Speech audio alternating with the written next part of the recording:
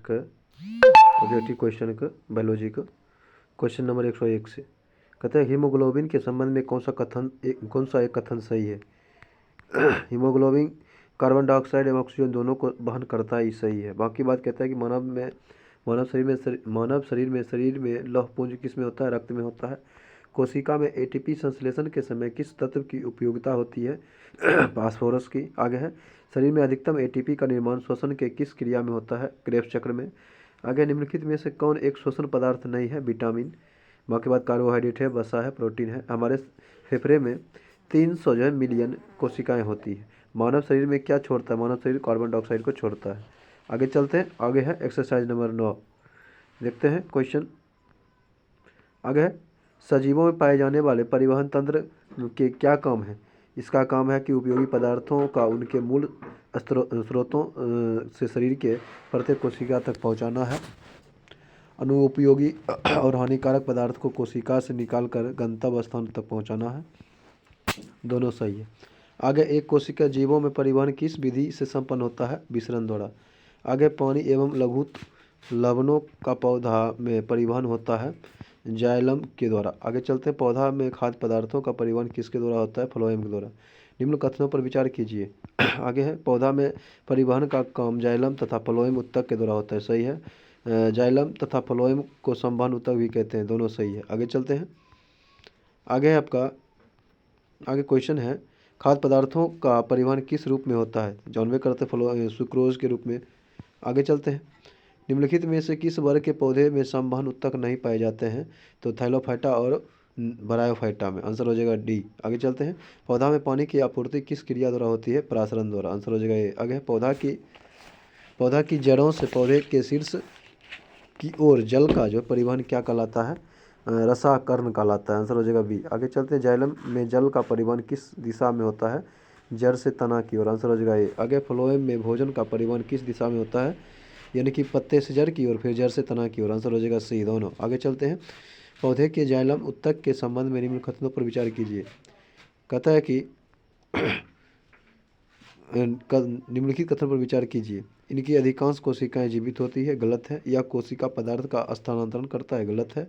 इसमें खाद्य पदार्थों का ऊपर एवं नीचे दोनों तरफ परिवहन होता है, यानी कि इनमें से सभी गलत है। आगे चलते हैं, कोई सही नहीं है। आगे है क्वेश्चन।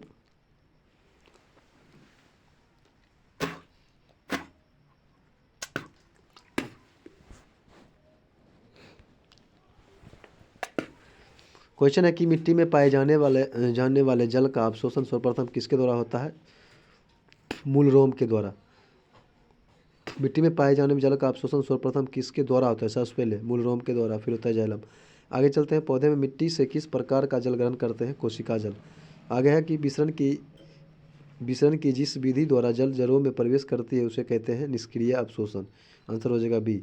आगे जड़ के मूलरोमों द्वारा जल का अवशोषण तब होगा जब कोशिका रस में विलयों की मात्रा अधिक होगी। आंसर हो जाएगा डी। आगे है आपका, निम्नलिखित कथनों पर विचार कीजिए। पौधे में परिवहन का काम जाइलम तथा फ्लोएम उत्तकों के द्वारा होता है, सही है। पौधे में होने वाले परिवहन में वाष्पोत्सर्जन की कोई भूमिका नहीं होती, गलत है, होती है। आंसर हो जाएगा केवल एक। आगे विभिन्न प्रकार के पोषक पदार्थ का परिवहन पौधे के एक भाग से दूसरे भाग में किस विधि द्वारा होता है, सक्रिय परासरण द्वारा, परागमन द्वारा, यानी कि आंसर हो जाएगा बी।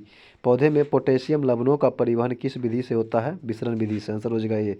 कहता है कि पानी के अंदर कटे हुए फूल अधिक समय तक ताज़ा रहते हैं क्योंकि पानी का स्तंभ बुलबुलों के कारण बंद नहीं हो पाता है। आंसर हो जाएगा सी। आगे चलते हैं, आगे है आपका जल तथा घुलनशील लवण का मूलरोम में पत्तियों तक पहुंचने की क्रिया किस उत्तक द्वारा संपन्न होती है, जाइलम द्वारा। आंसर हो जाएगा आपका बी। आगे पौधे के बाहरी वायवीय भाग से जलवाष्प के निकलने की क्रिया क्या कहलाती है, वाष्पोत्सर्जन। आंसर हो जाएगा बी। कहता है कि एक पेड़ अपने पूरे जीवन काल में अपने भार के कितना गुण जल को वाष्पोत्सर्जित करता है, 100 गुना। आंसर हो जाएगा डी।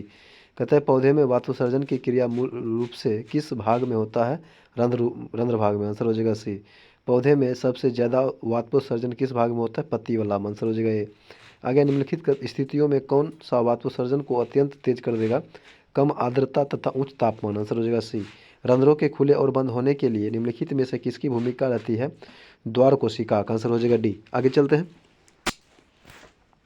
आगे है आपका रंध्रीय वातोत्सर्जन किस समय बिल्कुल रुक जाती है? रात में। आंसर हो जाएगा सी। रंध्र दिन में ही खुलते हैं क्योंकि द्वार कोशिका प्रकाश संश्लेषण करती है और परासरणीय रूप से सक्रिय शर्कराओं का निर्माण करती है। आंसर हो जाएगा डी। आगे चलते हैं। आगे निम्नलिखित में से किस पौधे में रंध्र नहीं पाया जाता है? जलोद्भिद में। आंसर हो जाएगा ए। पत्तियों में होने वाले कौन सा परागकण उसके तापमान को कम करता है? आंसर हो जाएगा ए। वातोत्सर्जन। पौधा द्वारा मिट्टी से प्राप्त जल का कितना प्रतिशत उपयोग करते हैं? 10%। निम्नलिखित कथनों पर विचार कीजिए। पौधों में होने वाले वातोत्सर्जन में जल की निरर्थक हानि होती है। सही है, मतलब कौन सा कथन सही है? पौधे में जल तथा लवणों के परिवहन हेतु वातोत्सर्जन अनिवार्य है। सही है। वातोत्सर्जन को पौधा का आवश्यक दुर्गुण माना जाता है। सभी सही है। आंसर हो जाएगा डी। आगे चलते हैं। जल के अवशोषण एवं परिवहन में जल की जाइलम वाहिका में उत्पन्न होने वाले दाब को क्या कहते हैं? मूल दाब। आंसर हो जाएगा डी। मूल दाब कहाँ उत्पन्न होता है? जाइलम वाहिका में। आंसर हो जाएगा डी। मूल दाब अधिक तब होता है जब वातोत्सर्जन बहुत कम हो और अवशोषण बहुत अधिक हो। आंसर हो जाएगा डी।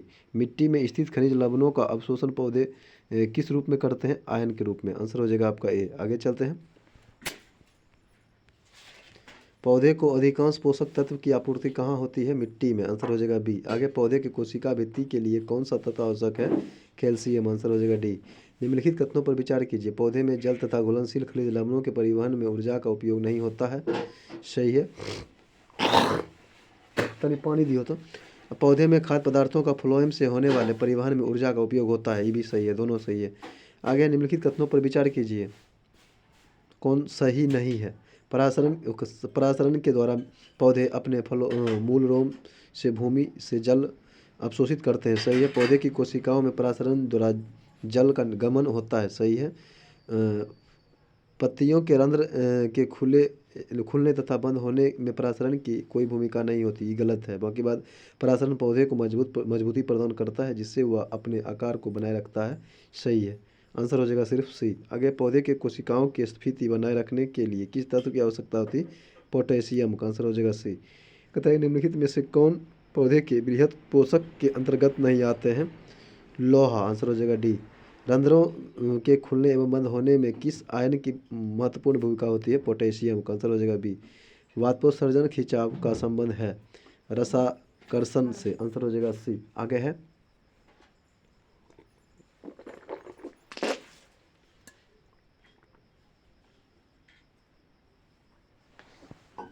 आगे चलते हैं।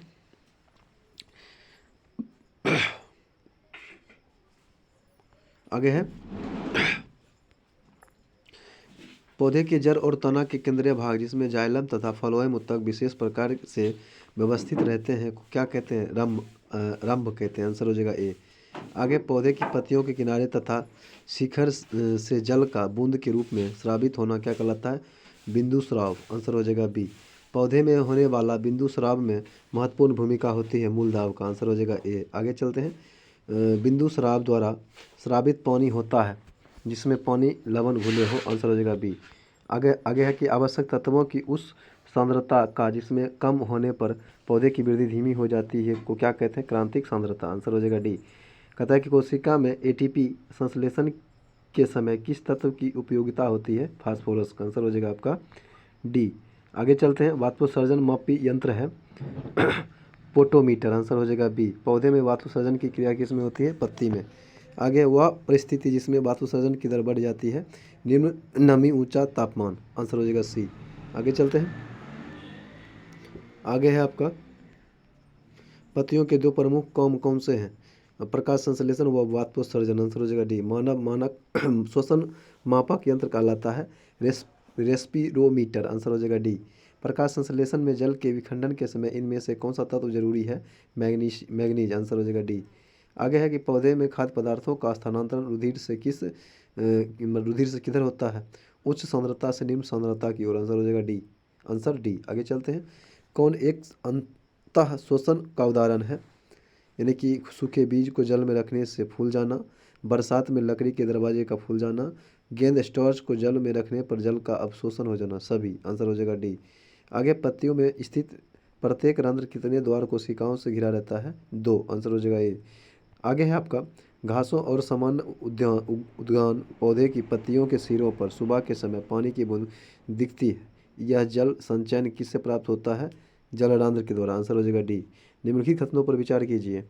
आगे आपका जाइलम में जल का संचयन हमेशा ऊपर की ओर होता है। सही है। फ्लोएम में भोजन का संचलन ऊपर की ओर अथवा नीचे की ओर हो सकता है। ए और दो दोनों सही है। आगे चलते हैं। आगे है आपका रक्त परिसंचरण तंत्र की खोज किसने किया था? विलियम हार्वे ने। आंसर हो जाएगा ए। मानव हृदय के संबंध में कौन सा एक सही नहीं है? इसका वजन लगभग 1.5 से 2 kg का होता है, ये सही नहीं है। बाकी बात यह 4 कोष्ठी का बना होता है, सही है। यह शरीर का सबसे व्यस्त अंग होता है, सही है। यह शरीर का स्प्रिंगिंग अंग होता कहलाता है, ये भी सही है। आंसर हो जाएगा सी आपका। मानव हृदय का औसत भार लगभग होता है 300 ग्राम। आंसर हो जाएगा बी। हृदय के बाह्य परत पर बनी सुरक्षात्मक झिल्ली को कहते हैं पेरिकार्डियम। आंसर हो जाएगा पेरिकार्डियम। आंसर हो जाएगा सी। निम्नलिखित कथनों पर विचार कीजिए। हृदय के ऊपर के चौड़ा भाग आलिंद कहलाता है, जो बाएं तथा दाएं हिस्से में बटा रहता है, सही है। हृदय के नीचे शंक्वाकार भाग को शिरा कहते हैं, जो बाएं से दाएं हिस्से में बटा रहता है, दो गलत है। आंसर ये सही होगा। आगे चलते हैं। हृदय का दायां बायां आलिंद तथा दायां बायां नीले किस संरचना द्वारा अलग रहता है? उसे क्या कहते हैं? स्टेम कहते हैं। सेप्टम क्या बोलते हैं? सेप्टम। आंसर हो जाएगा ये। त्रिदली कपाट पाए जाते हैं दायां अलिंद और नीले के बीच। आंसर हो जाएगा ए। आगे है हृदय में पाए जाने वाले कपाट रक्त को अलिंद से नीले में जाने देता है, परंतु विपरीत दिशा में वापस नहीं आने देता है। आंसर हो जाएगा ए। आगे चलते हैं। आगे है कि निम्नलिखित कथनों पर विचार कीजिए। हृदय के दाएं भाग में शुद्ध या ऑक्सीजन रहित ऑक्सीजन जनित रक्त ही पाए जाते हैं, गलत है। हृदय के बाएं भाग में अशुद्ध व या विऑक्सीजनित रक्त ही पाए जाते हैं। आंसर हो जाएगा डी, दोनों गलत है। निम्न कथनों पर विचार कीजिए। हृदय के कक्षाओं में बारी बारी से संकुचन तथा शीतलन होता है, सही है। हृदय के कक्षाओं में होने वाले शीतलन को सिस्टोल तथा संकुचन को डायसिस्टोल कहते हैं, गलत है। ये बोलते हैं हम सिस्टोल होता है 120/80 होता है, 80 सिस्टोल गलत हो गया। आगे है सिस्टोल तथा डायसिस्टोल मिलकर हृदय का एक धड़कन कहलाता है, ई सही है। आंसर हो जाएगा 1 और 3, सी हो जाएगा। आगे मनुष्य में 1 मिनट में लगभग हृदय कितने बार धड़कती है? 72 से 75 बार। आंसर हो जाएगा बी। आगे हृदय में अर्धचंद्राकार बाल्ब कहा जाता है, कहाँ पाए जाते हैं? तो दायां नीलय के फुफ्फुस चाप के उद्गम स्थान पर और बायां नीलय के महाधमनी के उद्गम स्थान पर। आंसर हो जाएगा ए और बी, दोनों सही है, सी हो जाएगा। आगे चलते हैं। फुफ्फुस चाप कहाँ से निकलती है? दायां नीलय से। आंसर हो जाएगा डी। महाधमनी कहाँ से निकलती है? बायां नीलय से। आंसर हो जाएगा बी। हृदय गति के दौरान हृदय और पेराकार्डियम झिल्ली के बीच होने वाला संभावित घर्षण से हृदय को सुरक्षा प्रदान करता है पेरिकार्डियम द्रव। आंसर हो जाएगा सी। आगे चलते हैं। आगे है कि निम्नलिखित में से किसकी दीवार सबसे मोटी होती है? बायां नीलय का। आंसर हो जाएगा सी। अग्र तथा पार्श्व महाशिराएं की नली हृदय के किस भाग में खुलती है? दायां अलिंद में। आंसर हो जाएगा ए। एक स्वस्थ व्यक्ति का सामान्य स्थिति में रक्तदाब कितना होता है? 120/80 mmHg, सिस्टोलिक तथा डायसिस्टोलिक। आगे चलते हैं।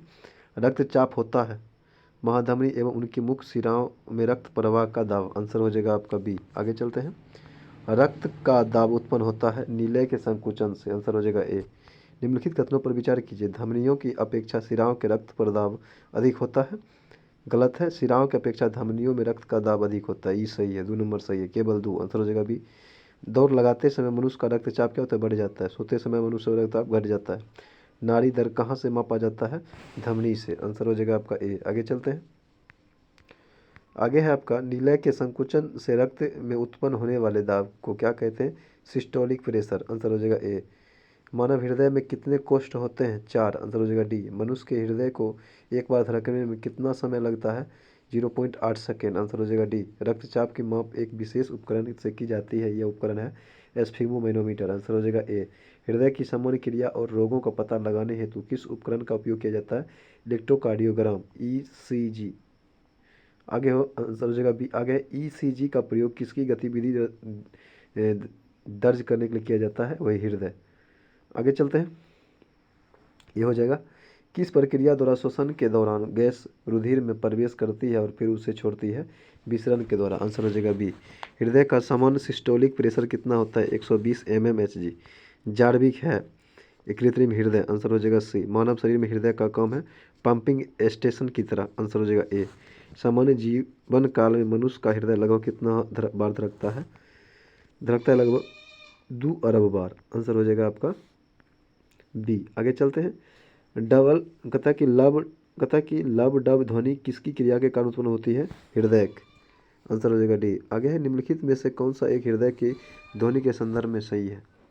हृदय की ध्वनि हृदय के अंदर आंतरिक रुधिर बहाव के कारण होती है। सही है? गलत है। हृदय की ध्वनि हृदय के बाहर रुधिर बहाव के कारण होती है। ये भी गलत है। हृदय की ध्वनि हृदय के बाहर रुधिर बहाव के कारण होती है। ये भी गलत है। 16वां क्वेश्चन है कि हृदय से उत्पन्न लब ध्वनि से किस यंत्र से सुना जा सकता है? स्टेथोस्कोप। आज यहीं तक।